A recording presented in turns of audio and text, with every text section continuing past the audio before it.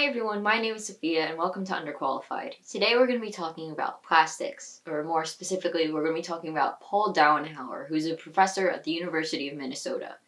He recently won a MacArthur grant, which for those of you who don't know, it's kind of just this reward for outstanding acts of creativity. And he won it because he found a way to make biomass into a lot of different commercial materials like rubbers or plastics, which traditionally come from petroleum. This would be huge if it could go to the bigger manufacturers in the world because biomass is just trees and grass. So the materials that come from that would be easier to biodegrade, would be more sustainably sourced, and also would be easier to recycle. This would shift some of the responsibility of being environmentally conscious back onto the manufacturers, whereas in recent years it's kind of been the job of the consumers to take on all of the eco-friendly options in the world. Veganism, zero waste, etc. It essentially feels like the consumers are the only ones pulling their weight. So today we're going to sit down and talk about plastics because I feel like there's a pretty general consensus that plastics are bad, but I'm not sure if people actually know why they are. I personally didn't know the ins and outs of it before making this video, so I don't know. Maybe I could help you guys if you're also confused. So let's get into a discussion on how plastics are made. Firstly, plastics are technically just a group of carbon-based materials that hook up with...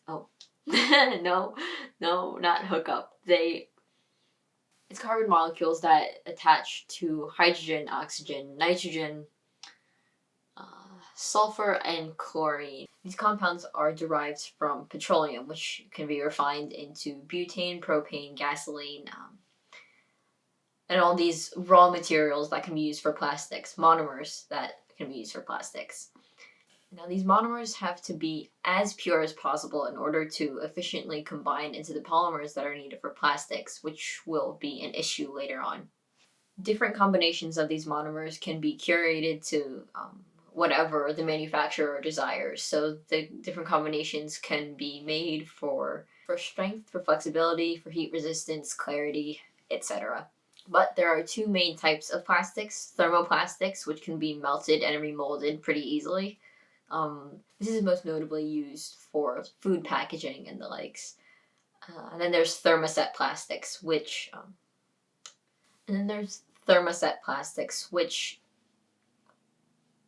are set. They can't be reformed once they've been set by the manufacturer. So these are more heavy duty. They're used in cars, boats, adhesives, inks, and just stuff that you don't want to change that easily. And one of the goals of sustainability is to make sure that the life cycle of every product is as cyclical as possible, meaning that the resources that go into the making of the product can be repurposed once the product is considered to be disposable. This would reduce the amount of labor and resources that goes into the production of the product and also into its disposal. Now, the issue with recycling plastic is that pretty much only milk jugs and soda bottles are actually recycled. Because remember, purity is still an issue. And in most plastics, there's different additives that give the plastic a certain attribute. So there's coloring agents, antioxidants, foaming agents,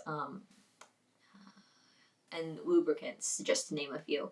And since there's so many additives commonly in plastics, it's very cost and labor intensive in order to actually recycle them. Also, there's the issue of sorting. Of course, we're all aware of those little numbers with the recycling symbol that goes around them, which is supposedly to help in the process of sorting. But the issue is sorting machines are just very cost intensive and just generally aren't financially sound decisions for recycling plants.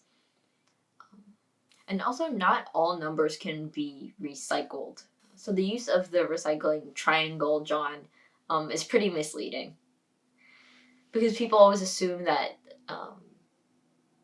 that it's going to be recycled, but that's not reality. Editing Sophie here, just to give a little note, a little extra sprinkle of information. Everything that I just said is not an excuse to just stop recycling altogether. You should definitely still do it. because even though that system is flawed, the good that comes out of it is still good. The repurposing of materials is still good. And I understand that in most scenarios nowadays, it is easier and cheaper to buy the plastic option rather than some sort of non-plastic alternative. And while I encourage people to look for those alternatives, I just get it.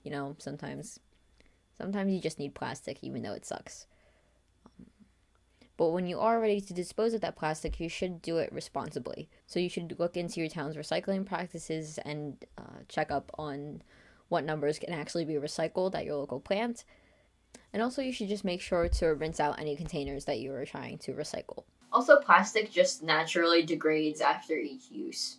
And actually, those symbols are purposely misleading. I saw this really cool NPR article in which the journalist had interviewed a bunch of the major plastics people from the 90s when the triangles were originally put into use. And a lot of these lobbyists essentially said that if people think that plastic can be recycled, then they won't be that concerned about using it. And I don't know about you guys, but I personally don't like being lied to like that by major corporations. So, back to Paul Dauenhauer. What do you want, Paul? So another cycle that environmentalists tend to put a lot of focus on is the carbon cycle, which is why you hear the phrase carbon neutral being thrown around a lot of the times. It pretty much means that there's balance between the carbon dioxide that we emit and the carbon dioxide that can be captured through photosynthesis, which is mostly just done by planting more trees. And I mean, obviously, if we use renewable resources, then we don't have to worry about ever running out. I mean, as long as we're doing a good job maintaining those resources, but I digress. Paul proposes that we use biomass in order to create these plastics. Biomass is essentially just, it's what it sounds like. It's materials that come from plants. I think animals too sometimes, but he's referring to plants in this situation. Specifically, Paul wants to use this thing called lignocellulose, which is biomass that comes from non-food products, so like tall grasses, trees, etc. He and his team have taken glucose molecules and changed them into something of a similar size, aka something that's around 6 carbons, which happens to be 3 of the main components used in everyday plastics. Paraxylene, which is used in Coke bottles, isoprene, which is used in tires, and linear alkyl benzene sulfonate, which is just the soap molecule. And by finding alternative ways to source these very important plastics materials, there's just less of a reliance on petroleum. My camera died in the middle of me filming this, and in the interim I had read an article that was speculating on whether or not using biomass would actually be a greener option than using petroleum. It essentially said that the transportation and the burning of just plant life in general might be just as bad as the use of fossil fuels. And it also said that transportation and the creation of biomass-based materials would just depend on fossil fuel anyway. And okay, yeah, practically speaking, transportation is obviously going to be an issue that has to be dealt with. But also the fossil fuel industry alone was accountable for like 35% of the greenhouse gas emissions in 2016. Whereas transportation, don't get me wrong, transportation is still a major issue for greenhouse gas emissions. But also, it was in 4th place at 14%. Also, if we're already investing in like an increased use in renewable resources, then transportation won't necessarily be contributing to greenhouse gas emissions, as the journalist was implying. Then we'll find a way to transport this shit without fossil fuels. I don't intend to be mean to the person who wrote the article, but the article is down below if you want to read it. It's quite the roller coaster to read. To wrap things up, plastics don't seem like they're going to be going out of fashion anytime soon, just because of their versatility. So it would be beneficial for all of us to support these, to support more sustainable forms of plastic. I'm not a scientist, so my sources will be linked in the description box down below so that you can also be more informed and draw your own conclusions. If you think I missed something important in my research, or if you just want to talk about plastics with me, leave a comment down below. I'm always willing to learn from other people because, after all, I'm underqualified.